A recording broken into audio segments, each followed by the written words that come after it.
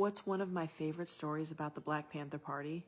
I would love to tell you. In 1966, in Oakland, California, the Black Panther Party is founded in response to rampant police brutality and systemic racism against the Black community. We should all know that. I want to say that this was daily harassment and killings with no accountability. It was state-sanctioned violence. So the Panthers would take matters into their own hands and do something radical, but completely legal. At the time, California allowed open carry of loaded pew-pews, so Huey P. Newton studied the law obsessively. The Panthers knew exactly what was legal, what distance they had to keep, and what the police could and could not do.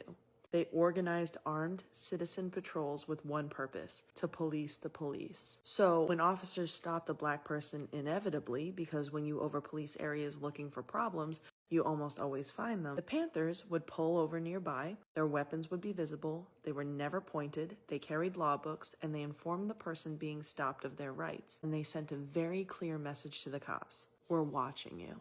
And for the police, it was obviously destabilizing. They were afraid. For the Black community, it was empowering. For once, someone was standing between them and unchecked state violence. So, one night in Oakland in 1967, we got Huey Newton, Bobby Seale, and Lil Bobby Hutton. They go cruising. They're policing the police, remember? So Newton was driving with a shotgun, Seale had a .45, Hutton had an M1 rifle, and they had a law book open in the back seat. They followed a police car at a legal distance, again, policing the police. And eventually, the officer pulls over and Newton stopped at the intersection right beside them. They can see each other. It's completely lawful, remember? And then the cop would obviously end up pulling them over in front of Merritt Community College, a mostly Black school. The police officer would bust out of his car. He's yelling. A crowd is starting to form. It's all these young Black men and women. And they see this cop yelling at Huey and the two Bobbies to get out of their car.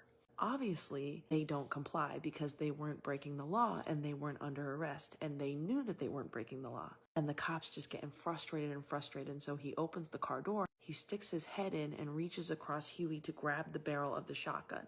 So Huey, knowing damn well that this is so unlawful, grabs the officer by the collar and slams his head into the roof of the car, and then kicks the officer in the stomach and throws him out of the car. Then Huey jumps out holding the shotgun and he jacks a round of ammo into the chamber and yells in front of this entire crowd, "Now who the hell do you think you are, you rotten fascist swine, you bigoted racist? You come into my car trying to brutalize me and take my property away from me." And then both Bobby and Lil Bobby, they get out of the car and Bobby pulls back the hammer on his .45. So the officer immediately puts his hands in the air and he starts to back away. The crowd's in awe, by the way, and it's growing. It's these students seeing this happen in real time. And more police cars arrive on the scene. Obviously, the crowd's getting bigger. The officers are trying to get them to surrender their weapons. And Huey, Bobby, and Lil Bobby refused to back down. They weren't under arrest, so they didn't have to comply. They invoked the Second Amendment and cited the open carry laws in California. They would not submit to the police. And the officers would realize something that terrified them. The Panthers were armed, calm, organized, and correct about the law. Tensions are rising. Remember, there's a crowd forming. The police are circling, looking for any reason they can to take these men down. There was no arrest, no search, no escalation. The police backed down. In a last-ditch effort, just to save face, one of the cops wrote Bobby a ticket because his license plate was attached with a coat hanger. Ultimately, in the end, the police were ineffective. The power had been stripped, and they did all of this in front of a crowd of other Black folks.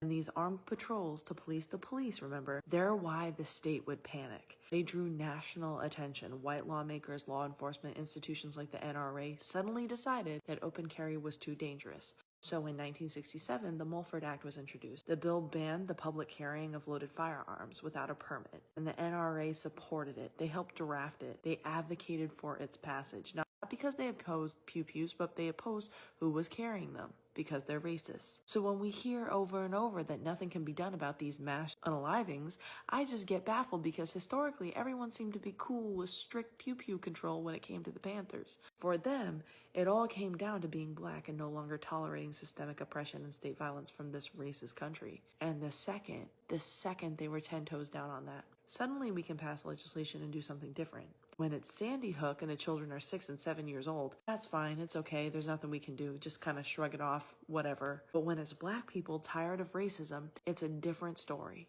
More proof that we live in a racist country.